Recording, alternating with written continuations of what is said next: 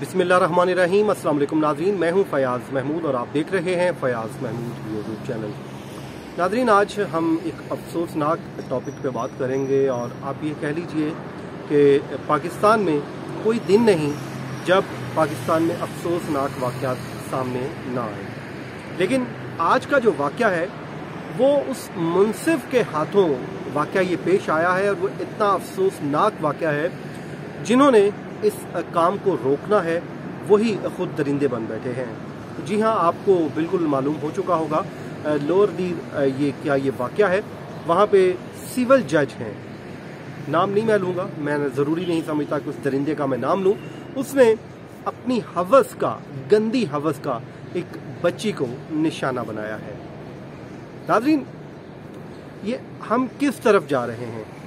अब जब मैं पढ़ रहा था उस लड़की की जो स्टेटमेंट है जिसकी बेस पे एफआईआर काटी गई, यकीन कीजिए दिल दहला देने वाली वो वाक़या है। उसने जो पूरा वाक़या सुनाया है इस वीडियो में, तमाम तर इस केस से रेलिवेंट जितनी भी अभी तक डेवलपमेंट सामने आई हैं वो मैं आपके साथ पेश करूंगा और हम कोशिश करेंगे कि इस केस को भी उसी तरह आगे लेकर बढ़ें जिस तरह हम बाकी केसेस को हाईलाइट करते हैं, ताकि इसमें इंसाफ न सिर्फ हो बल्कि होता हुआ दिखाई भी दे। नाज़रीन, हमेशा हमारी कोशिश ये होती है कि हम मजलूम के साथ खड़े होते हैं, क्योंकि अगर हम मजलूम के साथ खड़े नहीं हो सकते तो कम से कम किसी भी तरीके से जालिम का साथ ना दे। तो मुझे उम्मीद है इस बच्ची के साथ इंसाफ होगा, ना सिर्फ इंसाफ होगा बल्कि होता हुआ दिखाई भी देगा। लोअर दीर का ये वाक़या है नाज़रीन, इसमें इस बच्ची को जिसका ताल्लुक चित्राल से है और वो पेशावर में रहाइश पजीर है, स्टूडेंट है, 22 से 25 साल के दरमियान उसकी एज है।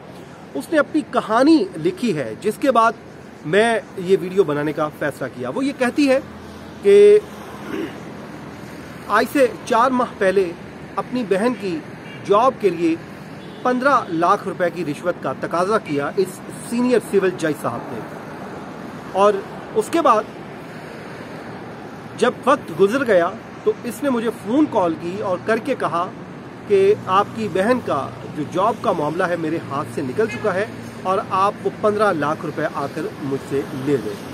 सरकारी बंगले और सरकारी जो रिहाइश गाह है वहाँ पर मैं पहुँची और जब वहाँ पर वो गई, वो कहती है कि मैंने जो 15 लाख मालियत बनती थी वो उसमें तलाई जेवरात थे, बालियाँ थी, चूड़ियाँ थी, इन तमाम को मिलाकर हमने उसको रिश्वत दी थी।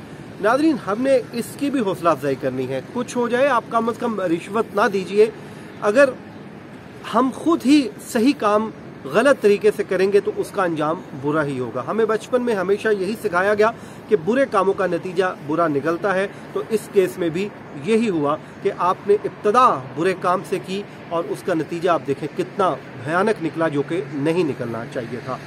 वो ये कहती है कि जी मैंने वो 15 लाख रुपए जो थे वो वापस लेने गई और ये तमाम तर जो तलाई जेवरात थे, और उसमें उसने कहा कि जज साहब ने मुझे कहा कि नौकरी का जो मामला है आपके मेरे हाथ से निकल चुका है, आप आ जाओ और आके अपने जेवरात जो रकूम है जो भी बनता है वो आकर वापस ले जाओ। वो ये कहती है कि जब मैं वहाँ पर पहुँची तो जज साहब ने चाय पिलाई और साथ मुझे सेक्स करने का मुतालबा किया। घिन आ रही है मुझे कि जब आप एक शख्स को या किसी को भी इस तरह बुला रहे हैं तो कम से कम हम उस टाइम ये सोच लेते हैं कि मेरे घर में माँ, बहन, बेटी सब है, तो कम से कम हम ये मुतालबा ना करते, ये कभी भी ऐसा हरगिज़ ना होता। तो उसने जी मुतालबा किया और कहा फिर अपने जेवरात वापस ले लेना। फिर वो ये कहती कि मैंने इनकार कर दिया और इनकार जब किया तो उसने मुझे जबरदस्ती जिनसी ज्यादती का निशाना बनाया। फिर वो जो पुलिस जराए ये कहते हैं कि लड़की ने खुद ही वहां से किसी तरीके से 15 पे कॉल की और 15 पे कॉल करने के बाद उसने अपनी मदद के लिए पुलिस को वहां पर बुलाया, और जब वहां पर पुलिस पहुंची तो लड़की को, यानी कि जो मुतासरा लड़की है, उसको जज साहब के घर से बरामद कर लिया गया। जब वो बरामद हुई तो उसको फौरी तौर पे अस्पताल मुंतकिल किया गया और मुंतकिल करने के बाद उसका मेडिकल करवाया गया। और नाज़रीन, बड़े दुख और अफसोस से मैं कह रहा हूँ कि जो मीडिया जो रिपोर्ट्स हैं उनके मुताबिक वो मेडिकल जो है वो मुस्बत आया है और लड़की के साथ ज्यादती जो है वो साबित हो गई है, जिसके बाद ये साबित होने के बाद ही पुलिस ने इकदाम उठाया और ज़ाब्ता फौजदारी की दफ़ा 376 के तहत ये मुकदमा दर्ज कर लिया गया है, जो ज़िना बिल जबर की दफात हैं और इसके तहत सजाए मौत हो सकती है। और ये उसने कहा कि जी फिर मेरे साथ ये मामला हुआ और उसके बाद उसको अरेस्ट कर लिया गया। अब जज साहब जो हैं, जो सीनियर सिविल जज साहब, इस वक्त पुलिस की तहवील में हैं और उनका जिस्मानी रिमांड भी लिया गया है। और वही जज साहब जो लोगों को दूसरे मुल्ज़मान के इन्हीं मुकदमात में जिस्मानी रिमांड देते थे, अब वो खुद जिस्मानी रिमांड पे हैं। पेशावर हाई कोर्ट के रजिस्ट्रार की तरफ से जो जारी किया गया एलामिया है, उसके मुताबिक जज को ओहदे से मुअत्तल कर दिया गया है। मेरे ख्याल में मुअत्तल करना काफ़ी नहीं है, उनको बरतरफ किया जाना चाहिए। और जाहिर है अब मेडिकल जो है साबित हो चुका है, उसके बाद सिर्फ अब फ्रांसिक होगा और मैच कर लिया जाएगा DNA जब उस जज का और उस लड़की का, तो फिर तो ये केस जो है बिल्कुल क्लियर हो जाएगा।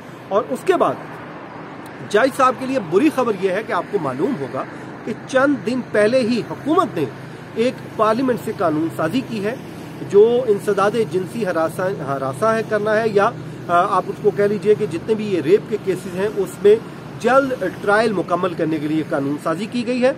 उसमें एक शिक थी नामर्द करने की, उसको तो जो है निकाल दिया गया था, उसको बिल का हिस्सा नहीं बनाया गया था, लेकिन इसमें 4 माह के अंदर ट्रायल मुकम्मल करने की जरूर कानून साजी हो चुकी है। आप इन जज साहब का 4 माह के अंदर ट्रायल मुकम्मल होगा और इनको कानून और इंसाफ इनके साथ होगा, कानून के मुताबिक जो सजा बनती है वो इनको मिलेगी। अगर ये केस वाकई साबित हो गया कि जिनसी ज्यादती करने वाला कोई और शख्स नहीं बल्कि यही साहब थे जिनके ऊपर ये इल्जाम है, क्योंकि इसमें मेडिकल जब आ जाएगा तो वो चीजें क्लियर हो जाएंगी।